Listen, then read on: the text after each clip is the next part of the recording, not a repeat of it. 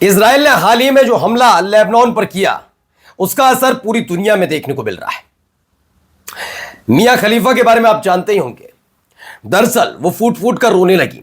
आखिर ऐसा क्या हुआ कि इजराइल ने जो अटैक लेबनान पर किया उसका असर मियां खलीफा पर पड़ा है, और क्या ऐलान किया मियां खलीफा ने वो जरूर आपको दिखाऊंगा। मसला सिर्फ उस तक नहीं है, कई और लोग हैं जो थू थू कर रहे हैं। यही नहीं, आज आपको दिखाने जा रहा हूं कि क्या हालात बनाकर रख दिए। जब इजराइल ने लेबनान पर अटैक किया था हिजबुल्लाह का नाम लेकर, तो फौरन ही एक अटैक हिजबुल्लाह की तरफ से भी इजराइल पर किया गया। हम लगातार आपको दिखा रहे हैं और ये हमले लगातार बीतते वक्त के साथ बढ़ते जा रहे हैं। अब खबर है कि इजराइल के मिलिट्री हेडक्वार्टर पर एक बड़ा और तगड़ा हमला हुआ है। यह हमला कहां हुआ, कैसे हुआ, वो भी आपको दिखाऊंगा कि कैसे इजराइल का एक बहुत बड़े अधिकारी हैं, उनके कई आपत्तिजनक वीडियोस हाथ लग गई ईरान के, और कई ऐसी खुफिया जानकारी है जिसने इजराइल की सियासत को हिलाकर रख दिया है।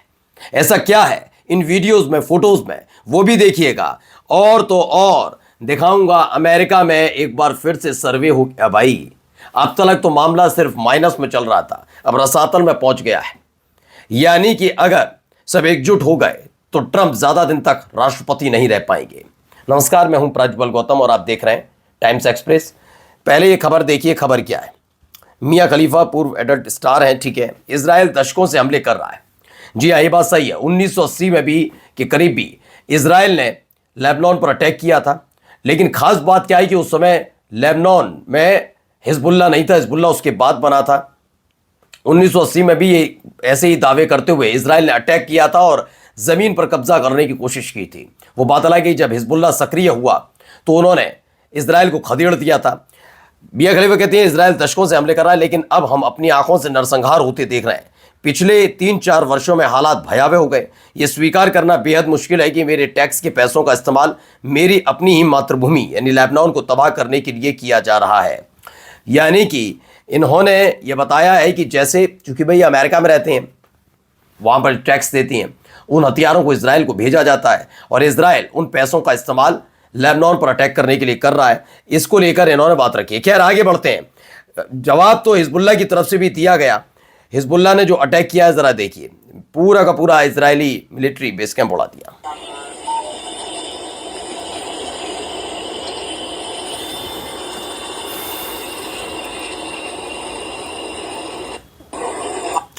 तो हिजबुल्लाह ने अपने नए हमलों में एक इजरायली सैन्य मुख्यालय को उड़ा दिया, जिससे इजरायली सेना में भारी दरार पैदा हो गई है। एक इजरायली रिपोर्ट के मुताबिक वरिष्ठ सैन्य अधिकारी मारे जाने और कई सैनिक अभी भी मलबे में फंसे हुए, ऐसी खबर मिली है। बड़ी खबर इस बात के लिहाज से और है कि हिजबुल्लाह का जिक्र जब करते हैं तो पश्चिमी देशों में इन्हें आतंकी संगठन कह दिया जाता है, जबकि मैं हमेशा इनको लड़ाका संगठन कहता हूं।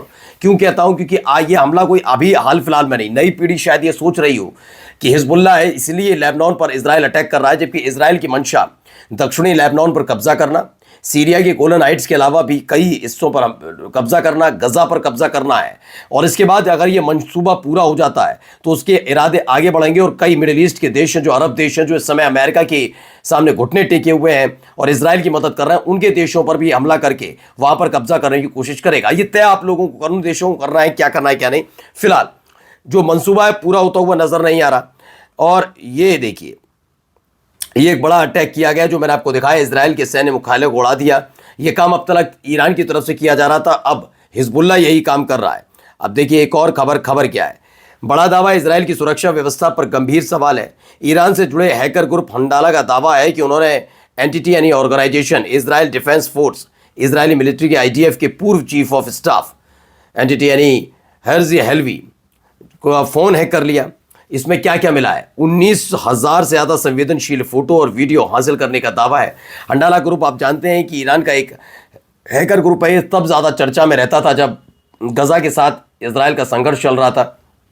उस दौरान ईरान के इस हैकर ग्रुप ने कई बार म्युनिसिपल कॉरपोरेशंस का, कई बार इजराइल के अलग अलग नगर निगमों के साथ साथ कई नेताओं का, सेना के कई अधिकारियों की चीज़ों को हैक कर लिया था, फोन्स को, उनके मेल को, तमाम चीज़ों को किया था और कई चीज़ों को सार्वजनिक कर दिया था। अब ऐसा ही कुछ दावा किया जा रहा है।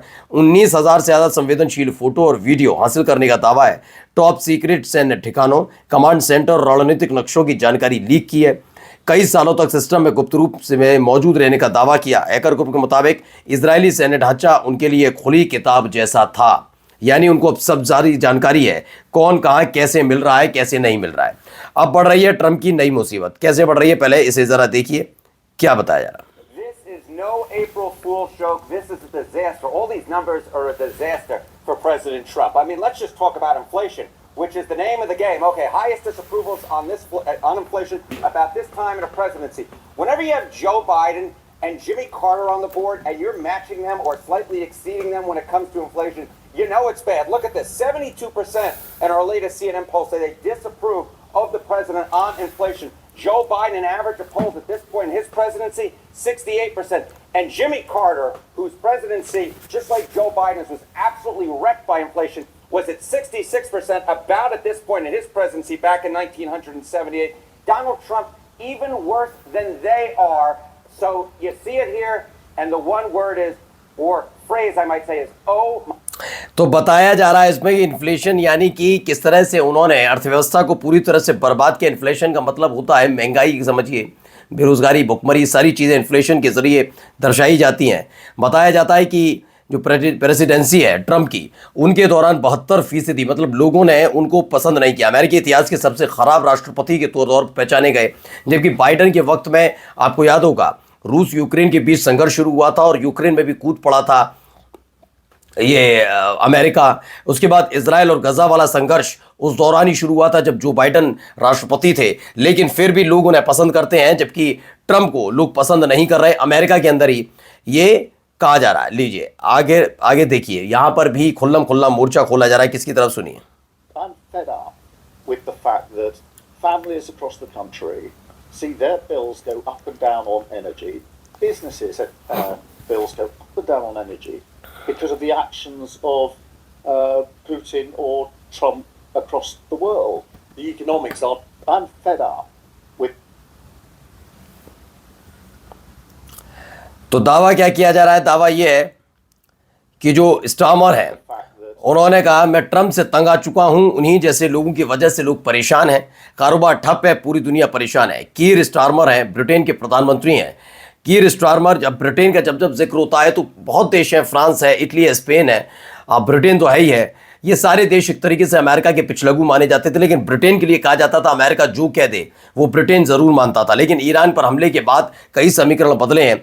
ब्रिटेन के प्रधानमंत्री ने सीधे सीधे लताड़ लगाई अमेरिका के राष्ट्रपति को।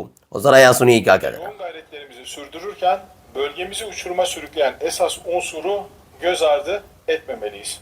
Uluslararası toplumun artık net bir şekilde idrak etmesi gereken hakikat şudur.